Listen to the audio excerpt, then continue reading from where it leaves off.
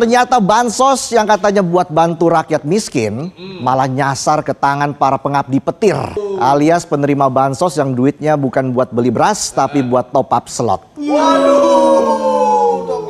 PPATK bilang dari 28,4 juta NIK penerima bansos dicek silang sama 9,7 juta NIK pemain judi online, ketemu 571.410 NIK yang double, alias orang yang nyari nasib bukan di lowongan kerja tapi di situs judol. Transaksinya ngeri. Total judol mereka tembus 7,5 juta kali transaksi. Depositnya mencapai 957 miliar rupiah. Hampir 1 triliun. Bayangin uang rakyat yang digelontorin pemerintah dari pajak yang kita bayar waktu beli bensin, waktu beli micin, malah disumbangin ke bandar slot yang kasih iming-iming lewat petir naga atau dewa-dewa yang hobinya bikin orang miskin makin miskin. Ini bansos bukan lagi salah sasaran, tapi sudah salah server. Tapi problemnya sistem bansos kita dari dulu tuh kayak hubungan tanpa status. Nggak jelas, nggak pasti, dan selalu bikin sakit hati. Pemutakhiran datanya lambat.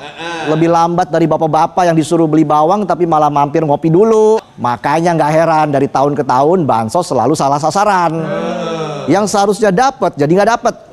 Yang udah punya rumah 2 tingkat dan mobil 2 biji malah duluan ngangkat beras bansos. Dan sekarang ditambah lagi sama temuan PPATK, jadi makin jelas kalau bansos kita bukan lagi masalah administrasi, tapi sudah masuk ranah abuse dan kejahatan data. Karena nggak masuk akal duit negara triliunan buat bantu rakyat malah nyangkut di akun slot. Menteri Sosial bilang akan blokir rekening para pemain judol penerima bansos. Setuju, tapi jangan berhenti diblokir. Karena bisa saja penerima bansos yang hobi judol rekeningnya ada banyak. Satu HP aplikasi e-wallet semua.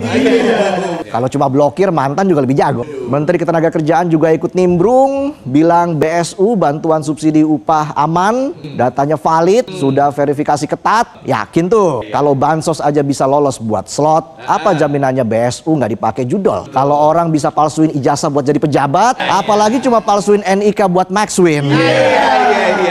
Dejavu saya.